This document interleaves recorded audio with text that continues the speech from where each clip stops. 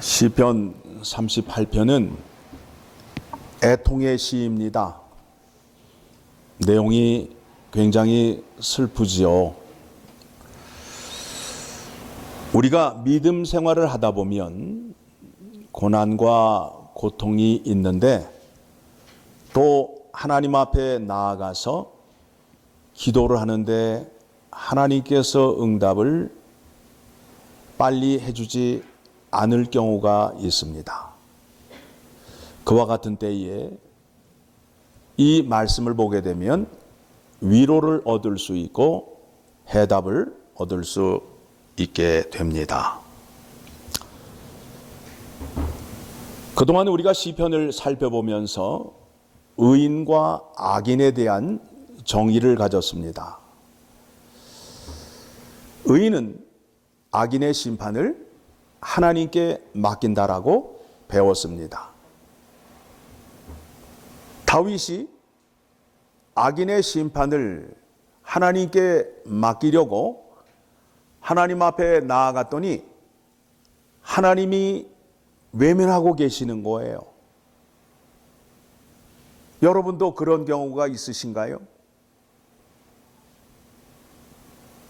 그때에 다윗이 어떻게 하였느냐 하면 안달하지 않고 하나님 나타나심을 기다렸다는 거예요. 그런데 그 기다리는 시간이 얼마나 아픈지 아픈 것을 자세히 소개하고 있습니다. 우리가 몸이 아플 때에 지, 정, 의 이 세 군데가 다 아파요. 머리가 빠개지게 아프고 머리가 무겁잖아요. 오늘도 다윗이 어떻게 돼요? 그 죄악이 내 머리에 가득해서 머리가 무겁다는 거예요.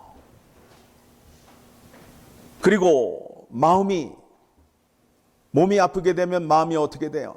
낙심이 되고 다 귀찮잖아요. 육체의 아픔이 있는데 허리가 불에 타는 것 같이 아프다라고 말씀하고 있어요. 허리 아파 보셨나요? 허리가 아프면 아무것도 할 수 없어요. 힘과 활동의 근원인 허리가 망가지게 되면 사람으로서 이 일을 할 수 없습니다. 이와 같은 고통 속에 하나님을 기다리면서 가만히 생각을 하였더니 나의 죄로 말미암아 고난을 받게 된 것이고 이 죄가 있는 상태에서는 하나님을 만날 수 없다라는 것을 알게 되었어요. 죄 지은 자가 바로 하나님 앞에 나아가서 하나님을 만날 수 없어요.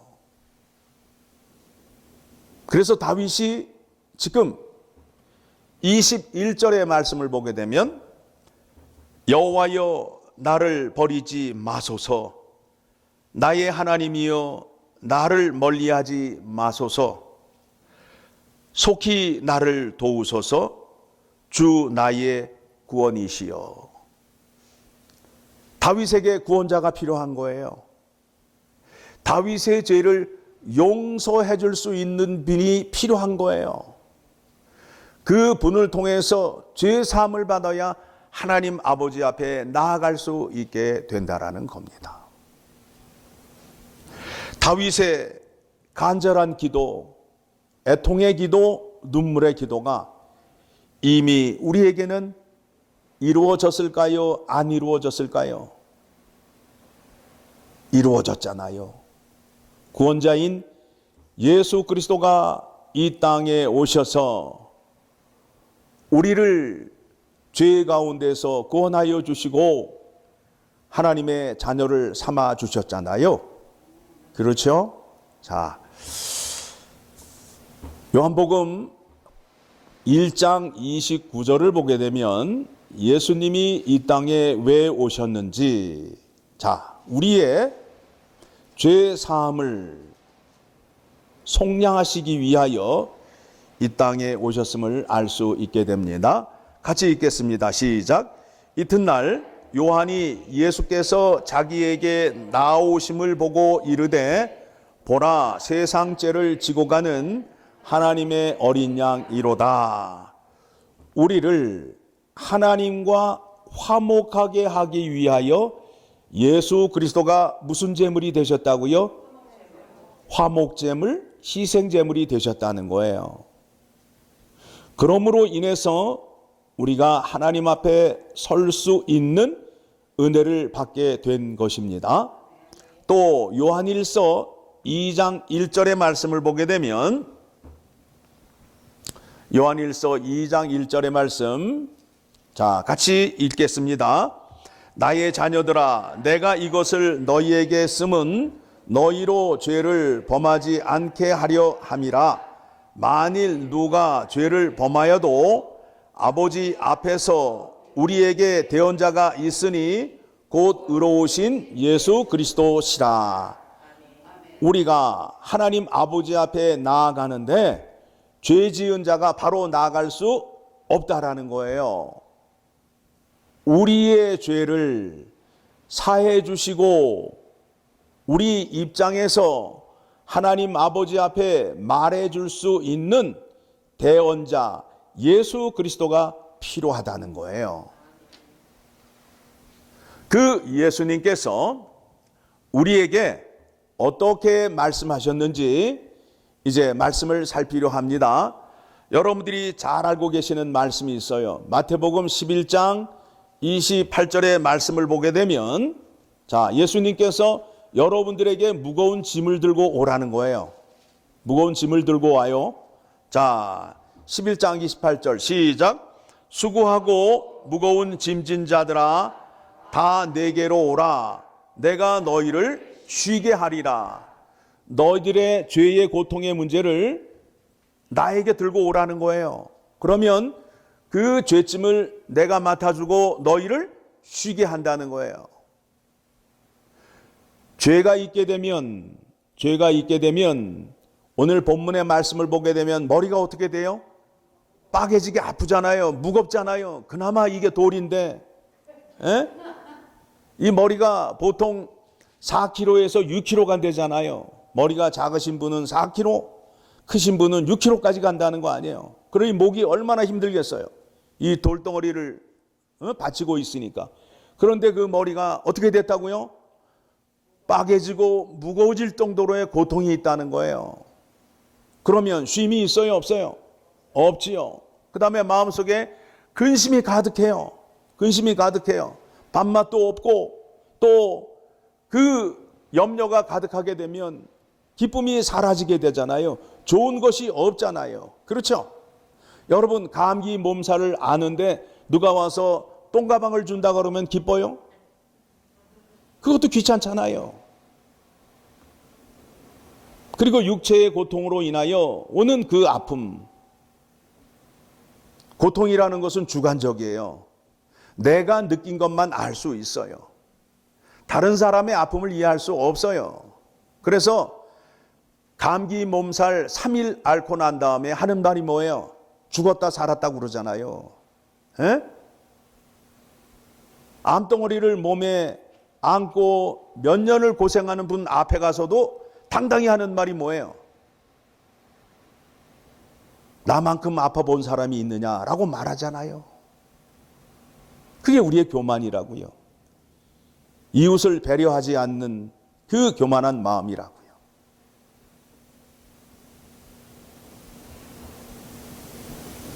그와 같은 무거운 짐을 다 들고 예수 그리스도 앞으로 나오라고 말씀하고 있습니다.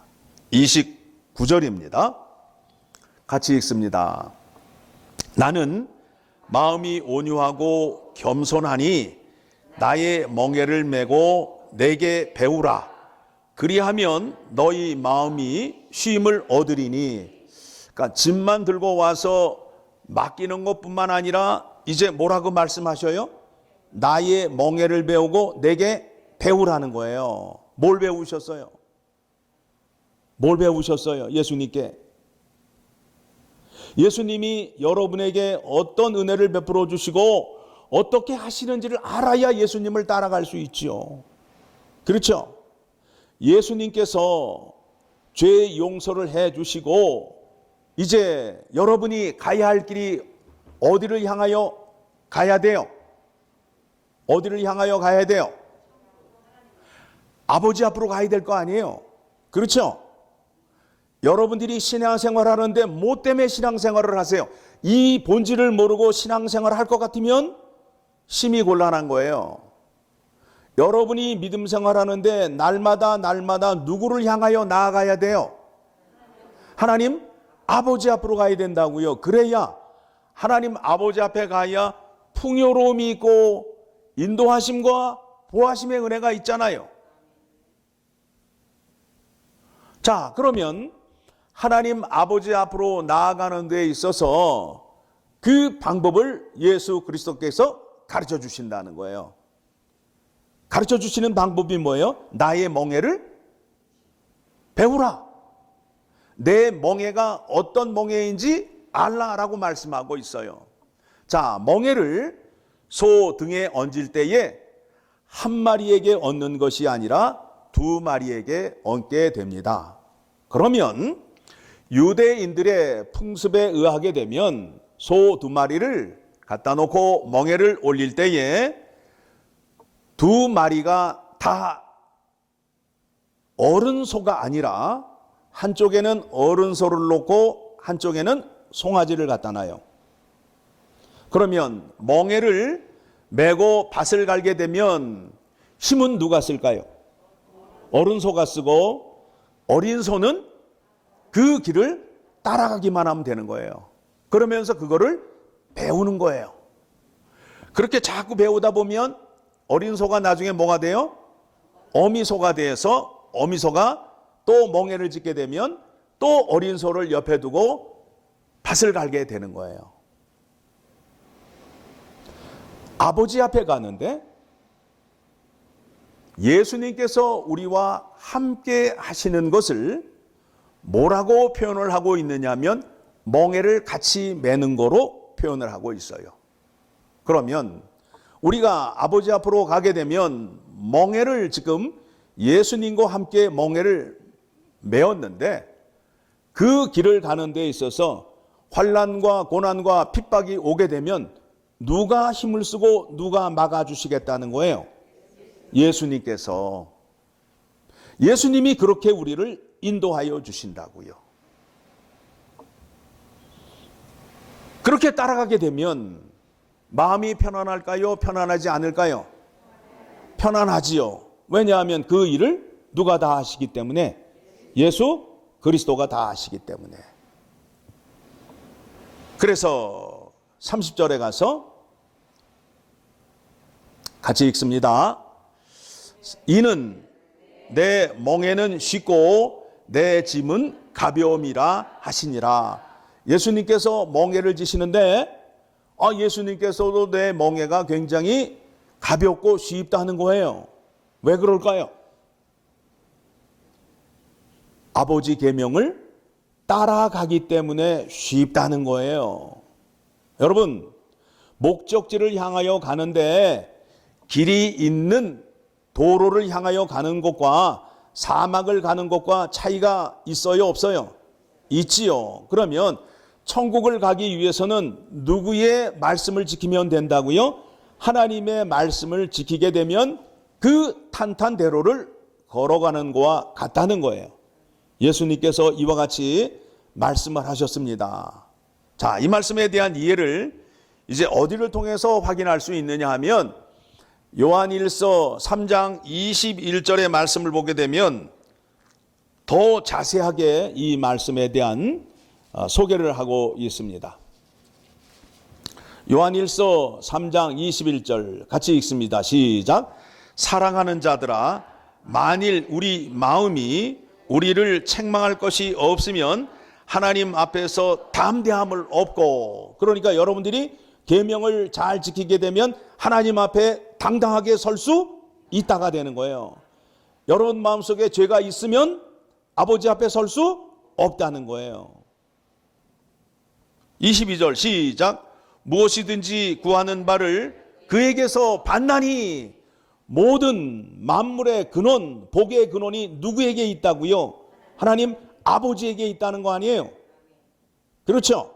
하나님 아버지 앞으로 나아가셔야 된다고요. 그래야 모든 근원에 복을 주시는 그 분께서 우리에게 복을 주신다는 거예요. 믿음 생활 하시는 분들 가운데 하나님 아버지 앞에 나아가지 않고도 믿음 생활 할 수 있다라고 생각하고 믿음 생활 하는 분들이 많이 있어요.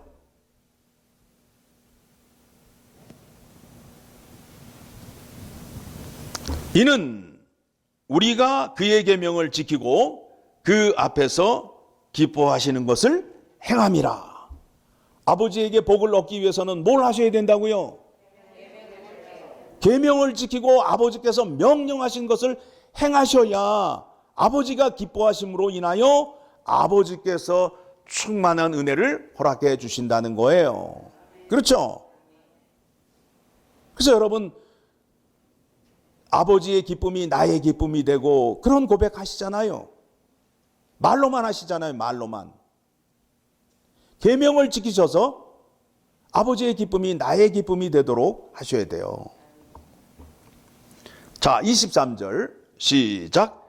그의 계명은 이것이니 곧 그 아들 예수 그리스도의 이름을 믿고 그가 우리에게 주신 계명대로 서로 사랑할 것이니라. 계명의 증거가 뭐로 나타난다고요? 이웃사랑으로 나타난다고요. 이웃을 사랑하고 이웃에게 해악을 가하는 사람은 하나님을 사랑하는 사람이 아니라는 거예요. 성경이 증거하고 있잖아요. 우리 교회가 하나님을 사랑하는 교회가 되기 위해서는 무엇을 하셔야 돼요? 이웃을 사랑하셔야 될 거 아니에요. 이웃에게 해악을 끼치면 안 될 거 아니에요. 그렇죠? 그래야 하나님을 사랑하는 교회가 되고 누구를 기뻐하는 교회가 된다고요? 하나님을 기뻐하는 교회가 되잖아요. 왜 교회에서 싸워야 돼요? 왜 교회에서 싸워야 돼요? 모든 마음이 아버지를 기쁘게 하는 마음이 된다면 싸움이 있을까요? 없을까요? 없지요. 왜 싸워야 돼요? 내 뜻을 이루기 위해서. 내가 원하는 것을 이루기 위해서 주장을 하다 보니까 싸움이 일어나는 거예요. 교회는 내 소원을 이루는 곳이 아니에요. 누구의 소원을 이루는 곳이라고요? 하나님 아버지의 뜻을 이루고 소원을 이루는 곳이에요. 한 마음이 되지 않으니까 교회 안에 분쟁이 일어나고 싸움이 일어나는 거예요. 자, 24절 같이 읽습니다. 시작.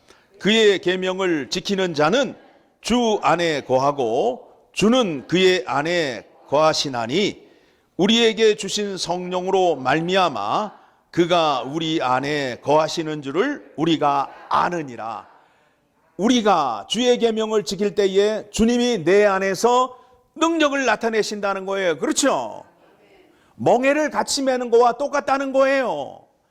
내가 계명을 지키려고 힘을 쓰게 되면 그 능력을 누가 주신다고요? 예수 그리스도께서 주신다는 거 아니에요. 그러면 예수 그리스도가 지금 가신 길이 어느 길을 간 거예요? 어느 길을 가셨어요? 저 여행을 가러 LA를 가신 거예요? 아버지 집에 가신 거예요?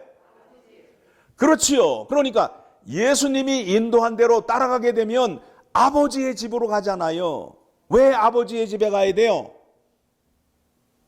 내 아버지 집이 어떤 곳인지를 아셔야 집을 가야 될 거 아니에요.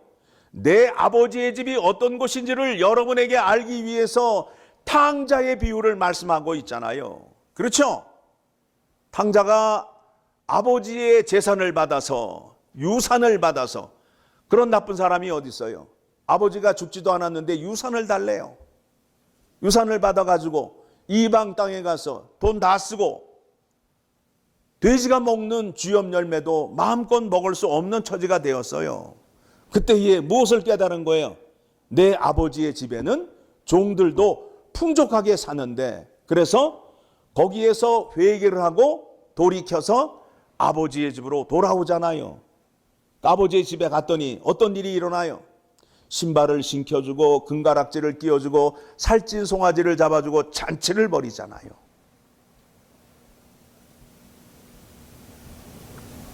모든 복의 근원이요, 모든 것을 풍요롭게 해주시는 아버지 집으로 가야, 아버지를 만나야 여러분의 삶이 윤택해지고 여러분이 복을 받는다는 거예요. 예수를 믿으시면서 아버지를 못 만나게 되면 아무런 의미가 없는 거예요. 복 받으시려고 예수 그리스도 믿는 거 아니에요? 하나님을 믿는 거 아니에요? 그렇지 않아요? 그러면 올바로 확인하시고 바로 믿으셔야죠. 교회에 오셔서 자기 주장 펼치시고 자기 뜻을 펼치는 것은 이거는 믿음이 아니라는 거예요. 교회 안에서는 절대 자기 뜻이 이루어지지 않아요. 자기 소원을 이루기 위해서는 어디로 가셔야 된다고요? 절로 가셔야 된다고. 교회는 아버지의 뜻을 이루는 곳이에요. 아버지를 만나는 곳이에요. 여러분들 예배에 왜 나오셨어요? 좋은 옷 입고 자랑하러 나오셨어요? 아버지를 만나셔야 될 거 아니에요. 아버지가 생명의 근원, 모든 복의 근원이잖아요. 그분을 만나지 않으면 예배 드리는 목적이 꽝이 되잖아요. 아버지를 만나려는 마음이 없고 자기 자랑이나 하고 자기 뜻을 펼치려고 나오시게 된다면 잘못 오셨다는 거예요. 성경에 분명히 나오잖아요. 분명히.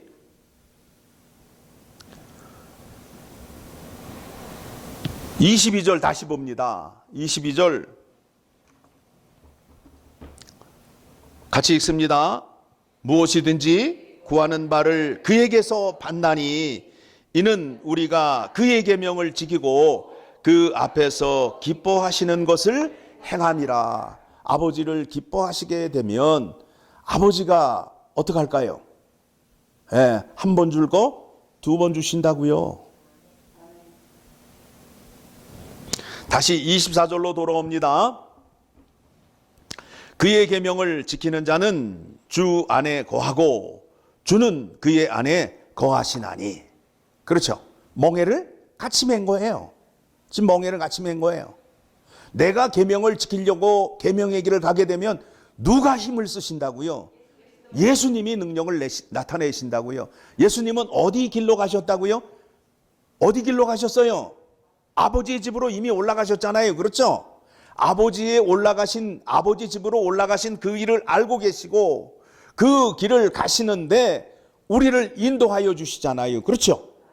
그 길을 갈 때에 예수 그리스도께서 힘을 써주시고 함께 해주심으로 인하여 우리의 발걸음이 곁길로 갈 수 없다는 거예요. 누가 인도하시기 때문에? 예수 그리스도가 인도하여 주시기 때문에 우리의 발걸음이 곁길로 갈 수 없다라는 겁니다. 뭘 지키셔야 된다고요? 계명을 지키셔야 된다고요. 그런데 이 계명을 지키는 데 있어서 그 뒤에 보게 되면 우리에게 주신 성령으로 말미암아 성령께서 역사하신다는 거예요. 성령은 어떻게 역사하시느냐 하면 성경의 말씀과 함께 역사하시는 거예요. 그러면 여러분들이 성령의 역사를, 성령의 인도함을 받기 위해서는 어떻게 하셔야 된다고요? 말씀을 많이 읽으시라고요. 말씀을 많이 읽으시라고요. 성경을 얼마나 읽으세요? 성경을 얼마나 읽으세요? 성경을 읽다 보면 모든 문제의 답이 누구 안에 있다? 예수 그리스도 안에 있다는 걸 알게 되는 거예요. 예수 그리스도를 알게 되면 예수 그리스도는 누구를 기뻐하시고 누구에게 순종하시고 누구 곁에 계시다고요? 하나님 곁에 계시잖아요. 예수 그리스도를 믿게 되면 복의 근원인 아버지 앞으로 갈 수밖에 없다라는 겁니다. 그래서 여러분들이 잘 아는 말씀이 있잖아요. 요한복음 14장 6절의 말씀을 보게 되면 이런 말씀 나오잖아요. 요한복음 14장 6절 시작. 예수께서 이르시되 내가 곧 길이요 진리요 생명이니 나로 말미암지 않고는 예수께로 올 자가 없느니라. 아버지에게 가기 위해서는 누구와 함께 가야 된다고요? 예수님과 함께 가야 된다고요. 그래서 예수님과 함께 또 예수님과 함께하는 찬양들이 많이 있잖아요.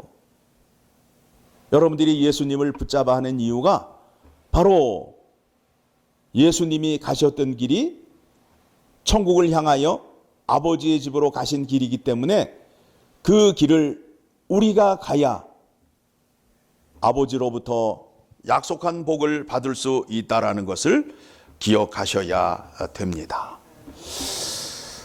자, 시편 38편의 말씀을 이제 정리하게 되면 다윗은 울면서 기도했어요. 고통 가운데 기도했어요. 누구를 기다리는 기도를 했다고요? 예, 구원자를 기다리는 기도를 했어요. 그 구원자가 속히 오지 않아서 다윗은 울면서 기도했어요. 21절입니다. 여호와여 나를 버리지 마소서, 나의 하나님이여 나를 멀리하지 마소서, 속히 나를 도우소서, 주 나의 구원이시여. 이렇게 기도를 하였는데 이 구원의 은혜가 우리에게는 이미 임하였다는 거예요. 얼마나 큰 은혜를 받았어요. 그래서 우리는 죄를 질 적마다 누구 앞에 나아가면 된다고요? 예수 그리스도 앞에 나아가면 우리의 죄를 용서하여 주심으로 인하여 정결한 자, 깨끗한 자 되어서 누구를 만날 수 있다고요? 거룩하신 하나님을 만날 수 있게 해주신 거예요. 예수 그리스도를 왜 우리에게 보내주셨는지를 알고 믿으셔야지. 알고 믿으셔야지. 맨날 능력만 달라고 그러잖아요. 능력 주면 어떡하려고? 내 마음대로 한번 세상을 멋지게 살아보려고. 그런 믿음은 성경에 약속되어 있지 않다는 거예요. 되어 있지 않아요.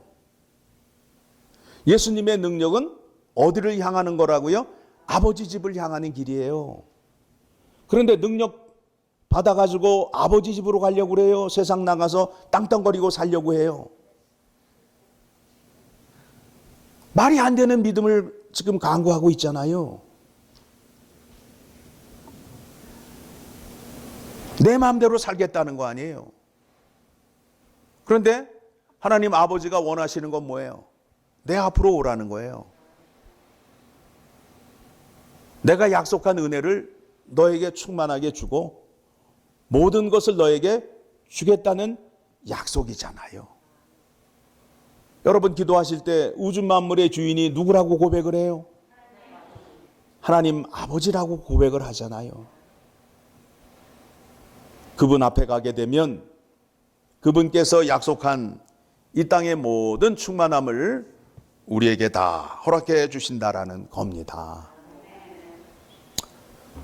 말씀 한 군데 찾아보고 마치도록 하겠습니다. 이사야서 1장 15절의 말씀을 보게 되면 여러분 예수 그리스도를 통해서 여러분이 죄 사함의 고백을 하지 않게 되면 여러분의 무거운 짐을 해결받지 못하게 되면 하나님을 만나도 꽝이라는 거예요. 여러분이 죄를 가득 안고 하나님 앞에 나아가서 기도를 해보세요. 이렇게 약속했다고요. 시작. 너희가 손을 펼 때에 내가 내 눈을 너희에게서 가리고 너희가 많이 기도할지라도 내가 듣지 아니하리니 이는 너희 손에 피가 가득함이라. 예수 그리스도를 왜 주셨는지 생각하시고 예수 그리스도를 통해서만 아버지께 나아갈 수 있음을 깨달음으로 인하여 하나님의 은혜와 인도하심과 보호하심을 받을 수 있음을 확인하시고 그 은혜를 받기 위해서는 무엇을 지켜야 된다고요? 하나님의 계명을 지켜야 함을 기억하시고 믿음 생활 잘 하셔서 누구 앞으로 가시면 된다고요? 하나님 아버지 앞으로 가셔서 풍성한 은혜를 많이 받으셔서 교회 안에 좀 나눠주시고 부족한 저에게도 좀 주시고 그러면 좋잖아요. 그렇지 않아요? 여러분의 믿음의 소망이 내가 믿음 생활 잘해서 열린문 장로교회 안에 있는 교인들에게 하나님의 풍성한 은혜를 전하리라 하는 믿음이 있으셔야 된다고요. 나의 기도를 통해서 이 교회가 제사함을 받고 이 교회가 하나님 앞에 나아갈 수 있는 기도와 예배를 드리겠다 하는 마음으로 나오셔야 된다고요. 그런 욕심이 좀 있으셔야 되지 않겠어요? 신앙생활 오래 하시고 믿음생활 이제 하셨으면 성경적인 믿음, 올바른 믿음 가지셔서 하나님 앞으로 나아가는 신앙생활 하시기를 소망합니다. 하나님 아버지,